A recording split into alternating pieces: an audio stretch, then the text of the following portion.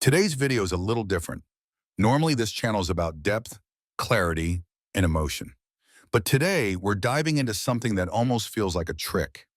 Subtle psychological techniques you can use in everyday life, in conversations, relationships, and moments where your presence matters. The fascinating part? They actually work. But, and this is important, these tools are not toys. They're not meant to help you control people. They're here to help you show up more consciously, more clearly, and more authentically. So use them with respect, with empathy, and with a clear intention. Because power without integrity becomes manipulation. But if you use them with heart, they can do wonders. 1. The yes ladder, how to build agreement. Picture this, you're in a cozy little bookshop, not a big chain, the kind that smells like old pages. A cat naps in the philosophy section. Time feels slower. You're pretending to browse, but you're actually watching the person behind the counter. You want to ask something? Not where the poetry is, but if they'd like to grab a coffee. But asking that directly feels too bold.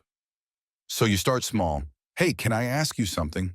Sure, that's your first yes, what most people don't realize. Once someone agrees to something, they're more likely to agree again. Our brain loves consistency. 3 small questions, 3 little yeses, and suddenly the important question feels natural. That's the yes ladder, a mental staircase built from agreement. Salespeople use it. Politicians too. Not because it's manipulative, but because it works. Walk someone gently through a rhythm of yeses, and the last step doesn't feel like a leap. It feels like the obvious next move. 2. The power of pause, instant respect. You're mid-conversation. It's fast, back and forth. Suddenly, someone asks you something direct. Everyone looks at you. Your instinct? Answer immediately, but you stop. 2 seconds, just silence, and everything shifts. People lean in. You don't seem unsure, you seem deliberate. Not reactive, but present. That tiny pause changes perception. Studies show people who pause before speaking come across as smarter, more emotionally grounded, more credible. In job interviews, in arguments, in high-stakes conversations, use silence as your ally. Sometimes it speaks louder than words. 3. The mirror technique, be instantly likable. You're at a party, you don't know many people. One group is laughing, inside jokes, fast energy. You want in, but you don't want to force it, so you observe. One person leans forward when speaking. Another gestures with their left hand. Someone's tone goes up at the end of every sentence. You start to mirror just a little. Matching pace, subtle gestures, similar posture. And then it happens. They include you. Turn toward you. The conversation opens. Why? Because we trust people who seem like us. It's biological. FBI negotiators use it. Great salespeople use it. Not to fake something, but to build connection. When you mirror someone, you're not copying. You're saying, I'm present, I'm tuned in, and the brain reads that as trust. 4. Use names. Become unforgettable. You step into the elevator. Someone you vaguely know from work stands next to you. Most people would just nod, but you say, hey Marcus, how's the project going? A simple sentence with massive impact because you used his name. The brain lights up at the sound of our own name. It signals recognition, importance, connection. Even if nothing else is said, that one name creates a ripple. People remember how you made them feel seen. Names are personal. They say, you matter, I see you. And in a world full of distractions, that alone makes you unforgettable. 5. Dress one level higher. The visual status boost. You walk into an interview. Most people are in jeans or business casual. You're wearing a blazer, clean, well-fitted, intentional. Before you say a word, people perceive you differently. Why me? Because appearance matters. Not because of brands, but because of signals, structure, presence, intention.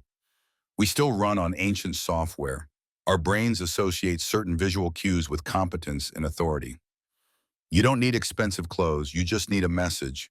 I'm prepared, I respect this moment, I take myself seriously.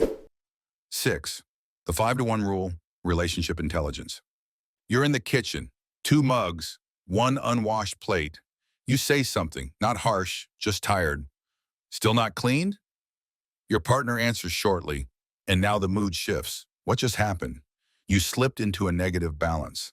Because relationships run on ratios. For every negative moment, it takes 5 positive ones to rebalance the connection. Laughter, gratitude, listening, a hug, a small gesture. It's not fluff, it's science. Stable relationships aren't conflict-free, they're repair-rich. That means knowing how to reset the ratio. A small minus, 5 gentle pluses. That's emotional intelligence in motion.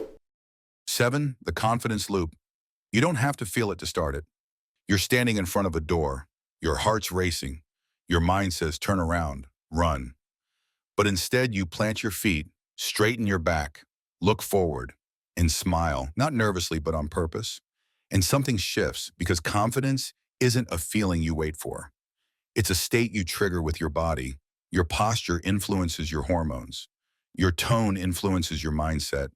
Your smile influences your brain. Confidence starts in action, not emotion. So don't wait.